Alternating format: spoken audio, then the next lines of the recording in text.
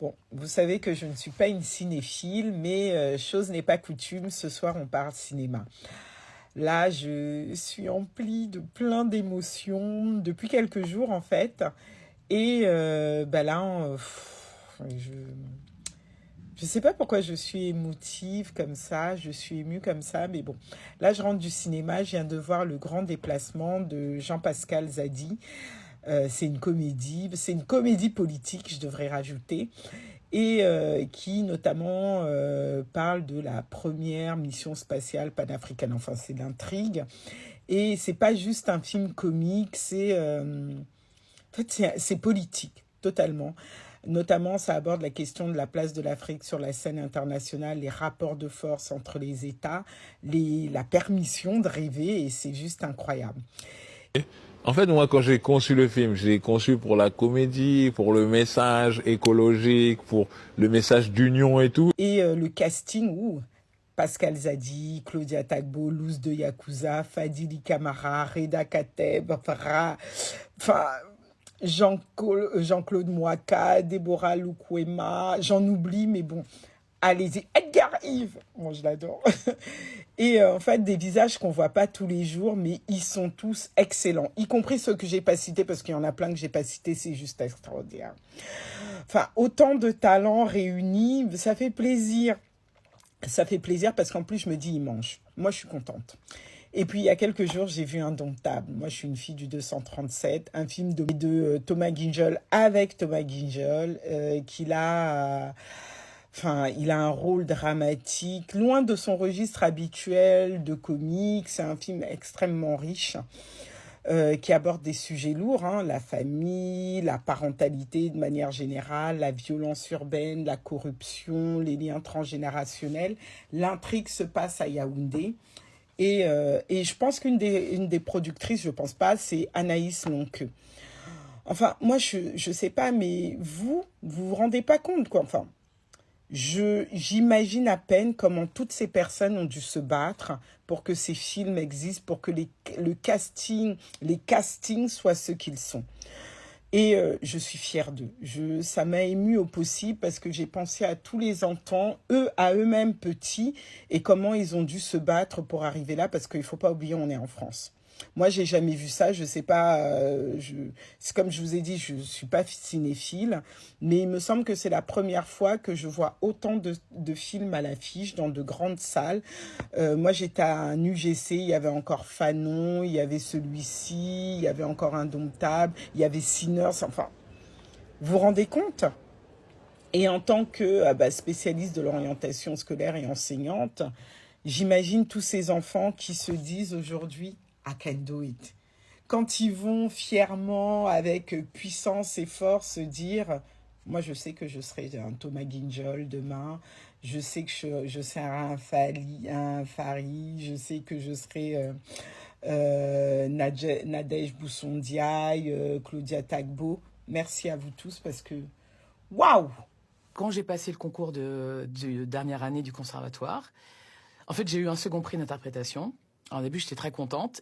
Et le directeur m'a dit, comme ça, à l'oreille, il m'a dit, tu méritais un premier prix, mais le fait que tu sois noir, on sait que tu ne vas pas faire de carrière, donc on ne t'a pas donné le premier prix. Et j'avais 17 ans. On revient de loin. On revient de loin. Alors, c'est pour ça que je dis, là, il faut même pas me chercher. Parce que là, c'est un acte politique. Vous allez vous lever, vous allez aller au cinéma. Parce que pour des enfants issus de l'immigration, pour la plupart de ces acteurs et également ceux derrière la caméra, être là, c'est pas neutre. Être à ce point-là, enfin, négocier pour que ces films soient réels, non. Ça me fait penser à la campagne qu'avait lancée Firmin Richard, Aïssa Maïga et plein d'autres, dont Nadège Bousson-Diaye, pour plus d'inclusivité, moins de violences faites aux femmes et notamment aux femmes racisées à travers le cinéma. Enfin, c'est pas possible. Et je me souviens encore de l'audition récente à l'Assemblée nationale sur la commission d'enquête, je crois, sur les discriminations dans le cinéma et l'audiovisuel. Et il y a Nadège Boussondiaï qui a parlé, et qui a parlé notamment, à un moment donné, elle citait un florilège de tout ce qu'elle a pu entendre. J'ai dit non, mais c'est pas possible. Elle a survécu à tout ça. Mais tous ceux qui n'ont pas survécu, hommes comme femmes, tous ceux qui ne sont pas à l'affiche là en ce moment, tous ceux qui étaient avant eux, ont tenté, ont essayé, sont pas arrivés. Vous devez aller voir ces films pour eux. Parce que ce que ont fait toutes ces personnes, Thomas, Claudia, enfin tous, c'est immense. Ce réalisateur normand de 39 ans a grandi à Yves dans le Calvados. C'est là que pour lui tout a commencé. Le noir français, il n'est pas uniforme, il ne vient pas obligatoirement de banlieue. Il y a des noirs qui vivent en la campagne, il y a des noirs qui vivent en Corse, il y a des noirs qui vivent en Normandie, et que le fait de dire que voilà, je viens de Normandie, c'est une manière un peu de déconstruire le noir tel que certaines personnes peuvent le percevoir. Je suis un putain de Normand de ouf quand en fait je parle de l'histoire de France et que je raconte des trucs et que les gens ne connaissent pas. La tapisserie de Bayeux, quand j'en parle ici, les gens ne connaissent pas. En Normandie, ça fait partie des trésors, des merveilles de la Normandie. Le château de Guillaume le Conquérant, les plages de Ouistreham. Le racisme, je l'ai vécu de la maternelle jusqu'à mes 30 ans. En maternelle, quand je suis arrivé en Normandie, il fallait se tenir la main, en fait, 2 par 2 avant la classe. Et je me rappelle que souvent, avant de rentrer en classe, personne ne voulait me donner la main parce que j'étais noir. Jean-Pascal, en fait, ils sont tous différents, mais ils parlent pour tellement de... Enfin, je sais même pas comment vous dire. Levez-vous, allez au cinéma. Levez-vous. Des réalisateurs qui viennent des quartiers, des acteurs qui viennent des quartiers en France, là. C'est déjà dur de percer dans ce domaine, même quand vous êtes pas racisé. Mais alors imaginez ce que c'est pour eux. Comment ils ont dû se battre auprès de leur famille pour faire valoir ce droit d'être différent, de parler, de transmettre différemment, de communiquer différemment, de nous faire rêver. J'imagine juste une famille camerounaise. Tu dis que tu dis quoi? Tu dis quoi? Tu es humoriste. Tu veux être humoriste. Ok. Donc nous on a traversé la mer. On a tout laissé. Non. Tu veux être humoriste. Tu veux être Denzel Washington. Ok. Donc toi tu laisses alors médecine. Non, médecin, c'est pas assez bien pour toi. Avocat. Wobusombois. Tu te lèves seulement. Ok, il faut qu'on aille te laver au village. Non, non. Donc toi alors, de tout. Non, tu veux être Denzel Washington. Ok. Non, qu'est-ce que j'ai fait? Antizamba, qu'est-ce que j'ai fait? Dites-moi. Non. Imaginez un peu votre maman à la tontine. Le Congo, ça de ça. Je dis ça. Il paraît que le fils de Léontine dit que lui va être Denzel Washington. Les enfants de Mbengla. Ok. Denzel Washington. Non. Non mais, levez-vous, allez au cinéma. Les femmes de la tontine là, levez-vous, allez au cinéma. Les Go de Formation, ça y est, vous avez déjà dansé là. Le Stade de France était plein. Votre Go sûr. Les Beehive là, elles rentrent bientôt. Vous, levez-vous, allez au cinéma. Les gars qui travaillent en bas là de la cité, levez-vous, allez au cinéma. À qui? Levez-vous, allez au cinéma. Nos copines, là. Ouais, non, mais on va faire des luttes trans. Non, lève-toi, va au cinéma. On te dérange. Ne viens pas lutter avec nous. Lève-toi, va au cinéma. Je vous ai laissé, vous les gens, là. Quand vous avez attaqué Aya, Ah oui, elle est comme ça, elle est ma bongole, Anna, elle n'est pas ceci. Je vous ai laissé. Quand la fille de quelqu'un, elle a allé dja à l'Élysée, là, ah, c'est notre sœur, ah non, ah. Quand le carré d'Alain Wintour a bougé 4 fois, parce qu'Anna Wintour a dja, là, vous disiez que c'était votre sœur.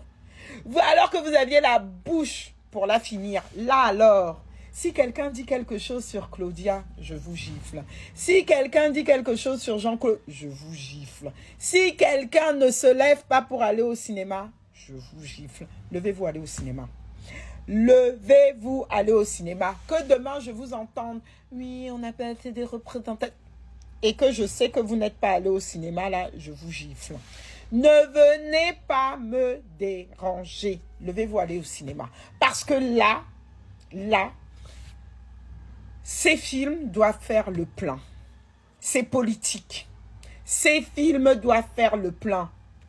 Oh, Églantine, viens pas me prendre la tête. Je sais que tu veux ton matcha latte, ton avocado toast. Tu veux discuter avec moi de belles ou... Non, non.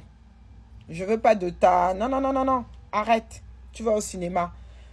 On discutera ensemble de la convergence des luttes. Tu vas au cinéma. Otep people, mes kémites frères, au cinéma.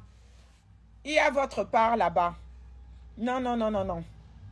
Les gens là, mes gens du guide des prénoms, les Wangari, au cinéma. Au passage, France, on prendra une consultation ensemble. Ceux qui ne comprennent pas la ref, il faut aller au cinéma. Et nos papas, les sapeurs congolais au cinéma, je ne vous dis pas, mais là, si quelqu'un ne s'ambiance pas à la fin d'un de ces films, c'est qu'il n'a pas compris.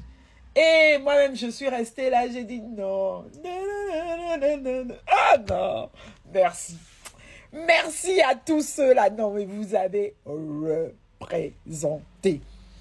Non, au cinéma, c'est pas sérieux là, c'est pas sérieux. Parce que quand j'ai été voir Indomptable 2 fois.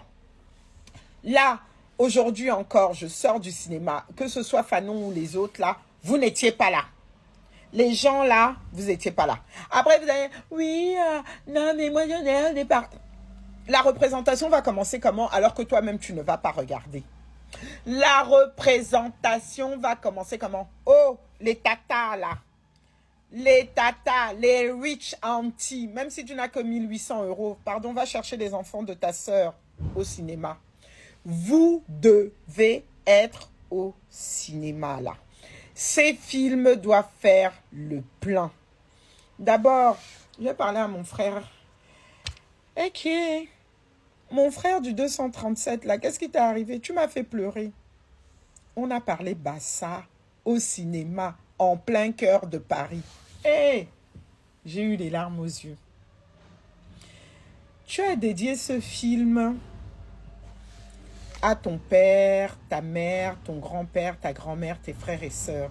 Tu ne m'as pas dédié. C'est pas grave, je ne t'en veux pas. Mais merci. Abongan. Vraiment, merci. Vous ne pouvez pas imaginer. Vous êtes assise là comme ça. Je suis restée, j'ai regardé les crédits jusqu'à la fin du film. Les crédits jusqu'à la fin. Pas à la fin du film, mais vous savez, les crédits sont longs. Je suis restée là. Je n'ai jamais vu ça. En plein cœur de Paris. Et une tizamba. Non, c'était quelque chose. Fierté. La fierté de ça. Les gens du 237 là, le continent. Si vous n'allez pas au cinéma là, on vous enlève votre titre. Je donne même ça au petit lion du Sénégal. Nangadef people, pardon, ne venez pas me prendre. Parce que on vous a bien représenté. Cheikh Anta Diop était là. Je ne peux pas spoiler les choses parce que vous devez aller au cinéma. Allez au cinéma. Allez au cinéma. Là, vous entendez les durs travailleurs, là, nos frères qui ramassent les poubelles. Allez au cinéma pour eux. Allez au cinéma. Je ne vais pas arrêter cette vidéo. Tant pis si c'est pas comme vous voulez, si vous entendez, parce qu'ils travaillent. Là, le travail des frères et sœurs, là, et des autres, qui ont fait que ces films existent, vous devez les soutenir. Je m'en moque, oh. Ma sœur, on va économiser les ROR ce mois-ci. Pardon, on va au cinéma. Mon frère, oh, ok. Laisse un peu. Élimine un peu. Prends moins de prot au cinéma. Les gens là, qui boivent le ruinard au cinéma. Pardon, ne me dérangez pas là. Ne me faites pas parler trop fort. Les Otep au cinéma. Otep au cinéma. Non, non. Wangari. Oh non. Edgar, toi c'est même comment tu fais tes choses là, comment je peux pas spoiler. Allez au cinéma, pardon. Allez au cinéma. Le talent est là. La qualité est là. Et les gens du 237, vous avez tellement la bouche. Fanon est camerounais. Moi, j'ai eu un problème quand j'étais à l'école. J'étais à l'école au Cameroun, j'étais dans une école française. Mon prof d'histoire géo était sénégalais. Dans les cours d'histoire, j'en apprenais pas assez sur mes origines camerounaises, sur mon pays. L'histoire tournait toujours au même sujet, c'est-à-dire quand on parlait des Noirs, on parlait un peu de l'esclavage, ou on parlait de Christophe Colomb en faisant un colonisateur gentil, un héros. J'avais pas vraiment de figure me permettant de me projeter et de me construire. Après, j'ai grandi, j'ai découvert Malcolm X parce que j'ai regardé des films américains. Ça, c'est aussi une force du cinéma. Le cinéma m'a permis de trouver des personnages, que ce soit des personnages noirs ou blancs ou autres. Hein. Il y avait Che Guevara, il y avait John Kennedy, voilà, dont on ne me parlait pas assez. À partir de mes 15 ans, j'avais besoin de support m'aidant à me construire en tant qu'être humain. Pour moi, il est vraiment important que les gens aillent voir ce film. Et quand je dis les gens, je parle surtout de notre génération à nous et des plus jeunes aussi. Aujourd'hui, j'estime que ce film qu'on est en train de faire, c'est justement un support qui permettra à ces générations de s'identifier. Surtout que nous, on fait partie d'une génération, quand même, mine de rien, qui se lève assez, qui se révolte assez, qui assume vachement ses idées. Et ça, je trouve ça extraordinaire. Il y a du continent. Allez au cinéma. Le message, là. La chute. Le message fort, va au cinéma. Parce que là, vous imaginez, vous êtes en plein Paris. Vous regardez les films à l'affiche. Vous voyez nous. Oh! Allez au cinéma, dérangez pas. Ne me dérangez pas. Allez au cinéma. Allez au cinéma. Allez au cinéma. C'est tout. Pour moi, un enfant de l'immigration camerounaise qui est venu là et qui retourne dans son pays d'origine faire un film, c'est un accomplissement incroyable. Indomptable.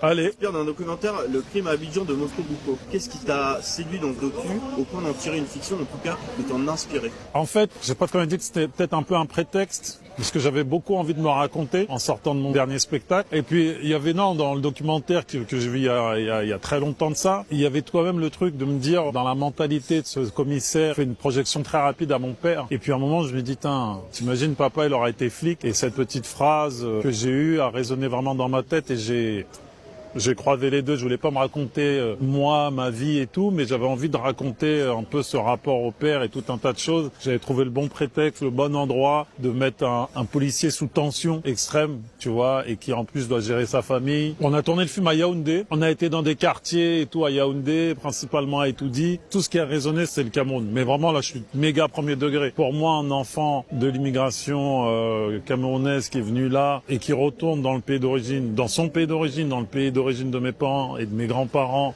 de mes ancêtres, faire un film, c'est un accomplissement incroyable. C'est magnifique. Tu leur dédies à la fin. Bah oui, j'ai pas d'autres choses à faire que de leur dédier parce que c'est grâce à eux, c'est pour eux. Il faut qu'on arrive à faire en sorte que notre industrie soit inclusive. Elle offre les mêmes choses, les mêmes chances à tout le monde. Parce que sinon, il y a un moment, ça marchera pas. Mais même du point de vue juste du marché, on voit bien chez les jeunes, il y en a beaucoup qui regardent même plus de films français. Mais ils disent, c'est un film français, non, je veux même pas ils veulent même pas le calculer parce qu'ils ont l'impression qu'ils sont pas représentés, les histoires leur parlent pas, etc. Donc c'est même pas un modèle qui est viable à terme. Donc moi je suis fière d'appartenir à cette époque-là où on porte ces sujets-là de manière très forte. Les sujets liés au féminisme aussi. Je vois toutes ces femmes qui prennent la parole, qui prennent des risques énormes. Et pour moi c'est vraiment un motif de fierté.